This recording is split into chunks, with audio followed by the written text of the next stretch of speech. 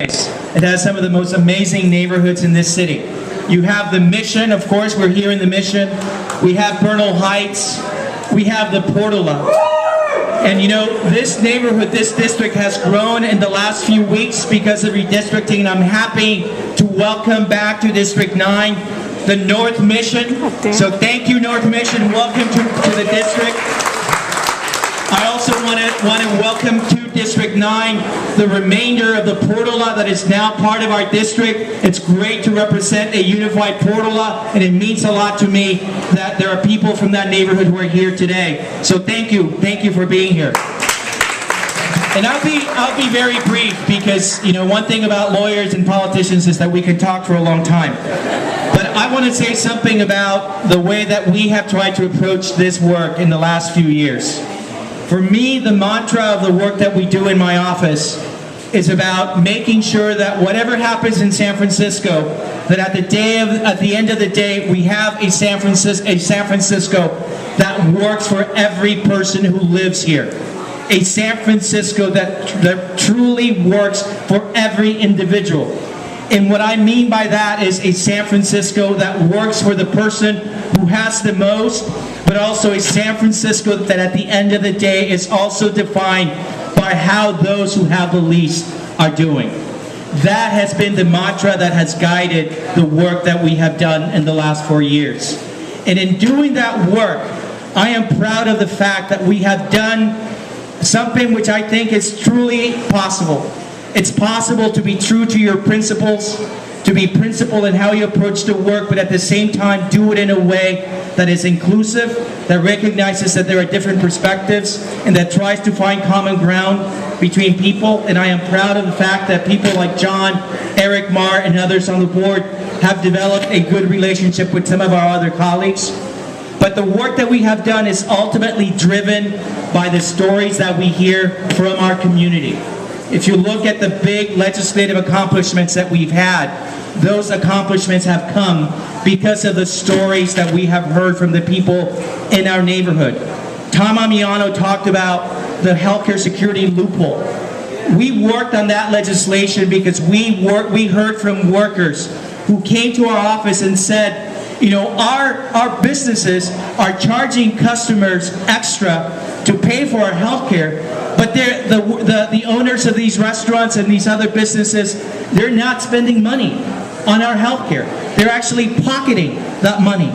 And we saw that of the $60 million that had been charged to San Francisco consumers, $50 million was pocketed back by these businesses. So we introduced that legislation because we heard from those workers. And we also heard, by the way, from the vast majority of small businesses in this city that are actually paying by the rules and who believe that it's not fair that some of their competitors can get away with charging for something and then pocketing that back, while the vast majority of businesses are actually not only complying with the letter, but they're complying with the spirit of the law. That's why we worked on that piece of legislation. You know, we worked on free muni for youth because we heard from families in our neighborhoods. We heard from parents who were telling us, you know, the cost of a fast pass has more than doubled. It went from $10 to $21. We can't afford to pay for a fast pass for our kids. And then we heard from our youth, from our kids who came to City Hall and said, you know, I'm in high school and I'm trying to get to school, but my parents don't have a lot of money, so I have to choose on a given day between, do I take the bus or do I buy lunch that day? And so we, and I know Sheila is here, we worked on Free Muni for Youth because we heard from those families. And we believe that in San Francisco, it is not okay that a child has to choose between paying for lunch or paying for transportation. It is not okay to see that in San Francisco. You know, we worked with Supervisor Marr on legislation to end wage theft in San Francisco because we heard from workers, from the Progressive Worker Alliance, from the Chinese Progressive Association, who brought workers to City Hall who said, you know, we work X number of hours, but we only get paid for half of what we work. Heck, sometimes we don't even get paid at all. But we're afraid to come forward.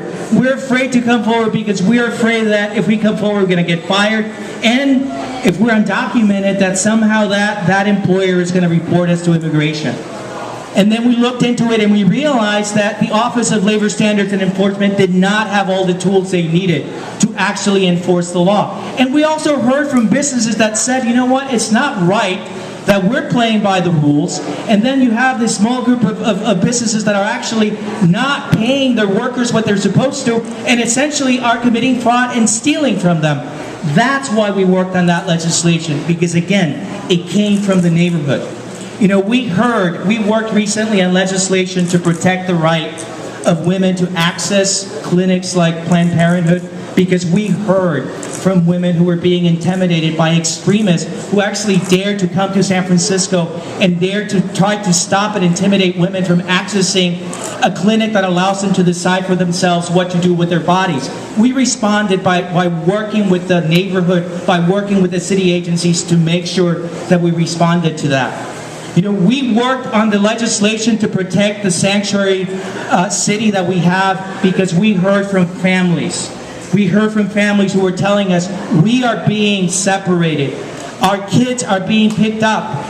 You know, sometimes we're doing something that is actually not criminal at all, but they're arrested and then they're charged, and then when the police and the DA find out that nothing was done, it's too late because the kid has already been reported to immigration and they've already been deported. We heard from teachers in our schools who were afraid to call our police department for fear that if they called a police officer because something happened at the school, that child, that pupil could be deported and that family could be set apart. That's why we fought to simply provide the very basic concept of due process. Radical concept, I know, but to provide due process. That is how our work has evolved. It is work that comes from the grassroots, that comes from the neighborhood. I see Supervisor Avalos. He and I and other supervisors worked to deal with the issue of foreclosures because we heard from Occupy Bernal, a neighborhood that organized to make sure that neighbors were protecting neighbors whose homes were being foreclosed. And we said, in San Francisco, city government is not going to use the very limited city resources we have to foreclose homes on people. That is not what we do in San Francisco. That is the kind of politics that we have. And so tonight is very important, because for us to be able to continue this work, for us to be able to respond to the needs of our neighborhoods, we need your help. Now, tomorrow is the deadline by which someone can decide to challenge me, challenge Don Avalos, or anyone who is on the Board of Supervisors today. I will. I don't know what's going to happen. I don't know what's going to happen. But we are running this campaign like we're 20 points behind. We are running this campaign because we believe that we have to run as strong a campaign as we possibly can. Because at the end of the day, our re-election is not just about my re-election. It's about the future of this progressive movement. And you know, the progressive movement, we have been counted out many times in San Francisco. I know Tom Amiano can tell you the number of stories that he has seen over the years that progressives are on the outs politically in San Francisco. And I beg to differ, because the progressive movement presents an agenda that transcends political ideology. It's an agenda that believes in open government, an agenda that believes that government cannot be effective unless people have the right to know what actually happens in City Hall, an agenda that believes that we have to follow best practices, an agenda that believes that public education has to be a priority and that it's not okay for San Francisco to sit by while the state cuts spending on education, that we need to have something like the Rainy Day Fund. The progressive agenda is an agenda that recognizes that San Francisco cannot be San Francisco if the people who have been here and who want to stay here are being pushed out because housing is too expensive. The progressive agenda is an agenda that recognizes that the reason why San Francisco is what it is because of our diversity. It's an agenda that recognizes that the people in this room, and look around this room and look who's here in this room, that diversity is our strength. Well, this progressive agenda needs to continue. This progressive movement is alive in San Francisco. But for it to continue to be strong, we need to make sure that we organize between now and November. And that we not only organize in this district, but we make sure that we organize in District 11 so that John Avalos is reelected with a landslide. That we organize in District 1 where you have Supervisor Marr, a progressive supervisor who's being challenged by corporate interests. We need to make sure that we get to work and that we come out and support Eric Marr in District 1. That we organize in District 5, which is, if not the most progressive, the second most progressive district in the city, and that we continue to have progressive representation out of that district. So we need to make sure that we come out and support progressive candidates that are running in District 5. And I mentioned John Rizzo. I also see Julian Davis, who's here. So we need to make sure that we do that. We need to make sure that in District 7 that we come out and that we elect a supervisor that is willing to work with both sides of the political aisle. So we need to make sure that we come out. And this is where you come in. What I'm asking you tonight is for you to commit to helping us with this campaign. And there are different ways that you can help us. You can help us by signing up and to be a volunteer, to make sure that we walk those precincts, that we have the ability to get our message across, to make sure that we are tabling where we need to table, that we're talking to every single voter about what we are about. That's where you come in. We need the bodies to be able to do that.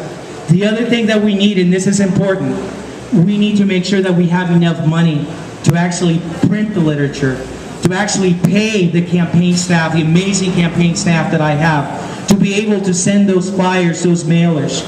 We as progressive candidates are not going to have the big money that some of the corporate interests are going to have here in the city. But every little bit, every dollar, every $10 that you can give tonight will help in that effort. And if you can give 500, give 500. If you can give 400, give 400. If it's $10, give $10. But we need to make sure that we push ourselves, because I know that my family and we are committed, but we as a movement need to be committed. And so I am asking you to dedicate yourselves as members of this movement to not only this campaign, but to every campaign that's going to be happening this November. I know that there are folks in the back who have envelopes, who have ways that you can sign up to get involved. I want to thank you so much for being here tonight. Because of you, I have been blessed with having the best job that I have ever had. I want to thank you for that opportunity, and I need your help to make sure that I have another chance to continue to do that work. Thank you so much. God bless you. Thank you for being here tonight.